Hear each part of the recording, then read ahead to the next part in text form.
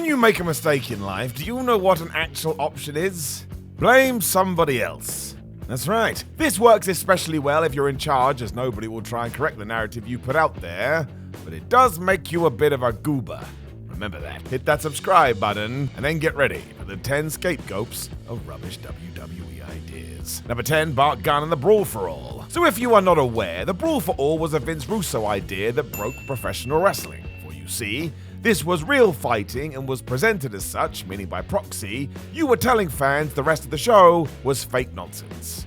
Good work, team. Good work. It was also put together as everybody assumed Dr. Death Steve Williams would win, allowing the door to be open for a feud with Steve Austin. As such, it was Bart Gunn who took the most of this opportunity and knocked the hell out of everyone. So what did the WWF do? Punished him. Of course, he wasn't meant to win, so now we gotta get him. I would imagine a lot of this frustration was also down to the fact the whole tournament was a bust, but still.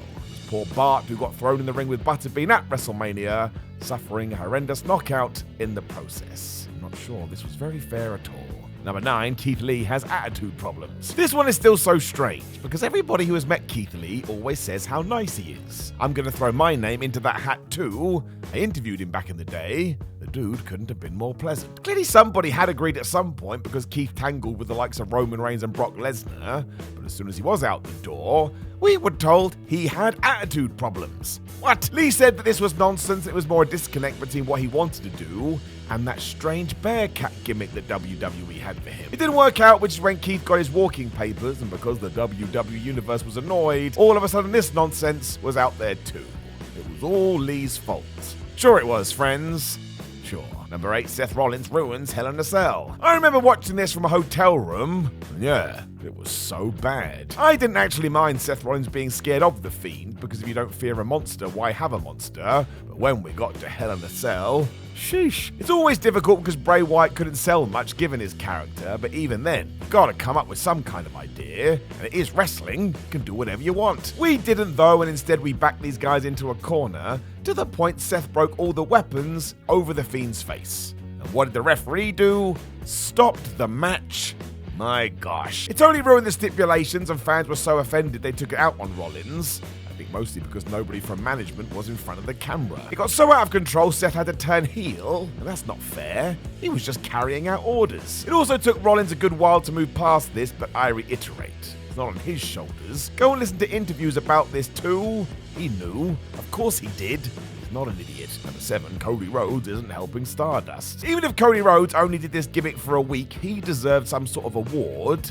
Stardust was such a silly idea. Because it was basically, well, your brother is doing something similar, so you should do it too. And fair play to Rhodes. He couldn't have thrown himself into it more. That mother got it over. The problem was it had a very definitive shelf life and bar, and when Cody saw this, he went to create it with other concepts. Let's move away and start changing things up. By all accounts, Vince McMahon and Triple H agreed too when they changed their mind at the last minute. So surprise, surprise, the future American Nightmare was annoyed, as anybody would be. Rather than take it on the chin, it was soon spun as Cody trying to force his way into something different, which is yet even more ridiculous stuff. Just in case anybody needed actual evidence too, Rhodes then left WWE and changed the entire industry. I don't know about you, probably should have just killed that gimmick dead. Number 6, Baron Corbin is blamed for Raw. Man, this one made me mad too. It's a Seth Rollins situation again. If you are told you have to prop up the entire show, are you going to say no? Of course not. You're going to go out there and make the best of it. This is the position Baron Corbin found himself in. Honestly, the guy smashed it.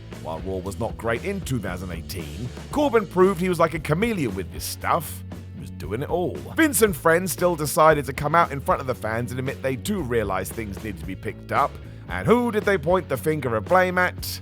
Well, you already know the answer. It was so unfair as it was quite literally shifting the buck. There's always those fans that take what they see on the screen as read. Baron then got a bucket load of nonsense, and he still kinda does today. I think it has to stop. Also, let's never do this again. 5, Muhammad Assan. This is still difficult to think about, because what in the flub were we doing? It was also offensive and filled with awful stereotypes, with the real low point being a terrorist angle on SmackDown the same week as the atrocious London bombings. Couldn't make it up. WWE soon realized they'd made a huge error, even more so after network UPM told them this had to stop, and of course, who took all the flack? Mark Kapani, the man asked to play this role. And again, unless he's going to walk out the door, what else is he meant to do? And not only did he vanish from TV after this, but he never wrestled again. It would be hard enough with this in your rearview mirror, but as WWE had also dumped all the blame on his head, well, it was just best to leave it. So, if you want to call this WWE stupidity, sure.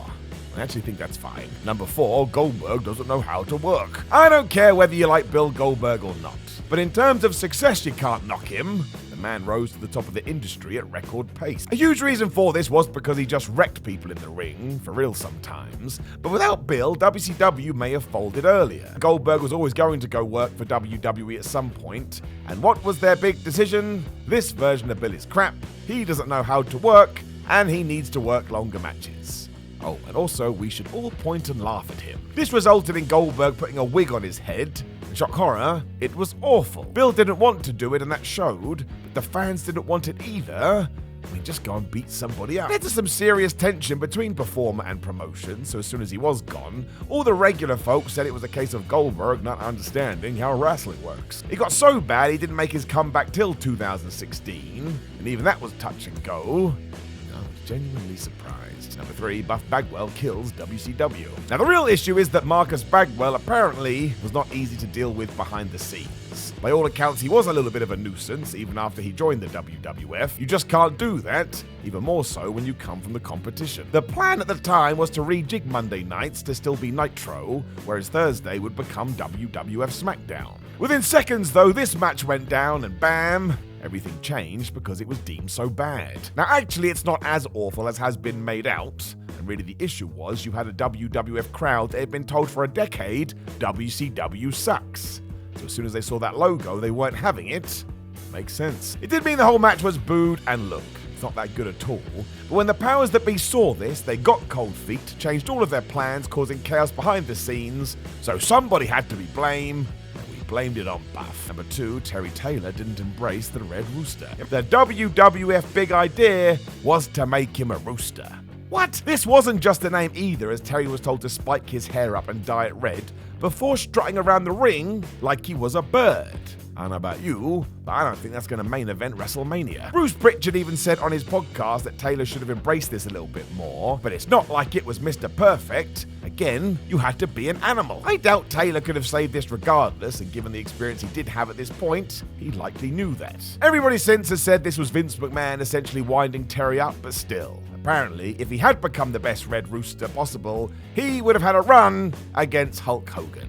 Yeah, right. Number 1, it's all Jim Ross's fault. If you have never seen this, keep it that way. But basically, after Kevin Nash and Scott Hall had jumped to WCW, Vince McMahon realized he owned the copyright on their character, and it was this that was over, so we could just get anybody in to play him. This horrible job went to Rick Bogner and Glenn Jacobs, soon to be Kane, and it was on Jim Ross to introduce them, which was another grand idea. Why don't we turn him heel? It was never going to work even if the WWF had been honest, but they weren't. Instead, they had told their audience Razor and Diesel were back, got everybody excited, and within seconds, people figured it out. It's like watching weird cosplay. In story, JR also took the brunt of this, as on-screen authority figure Gorilla Monsoon said he had done this deliberately as a hoodwink, which is ridiculous. Know any other scapegoats that have gone down in WWE? Please do make sure you let us know in the comments below before you like the video, share the video, and hey ho, why not subscribe? And I'll talk to you soon.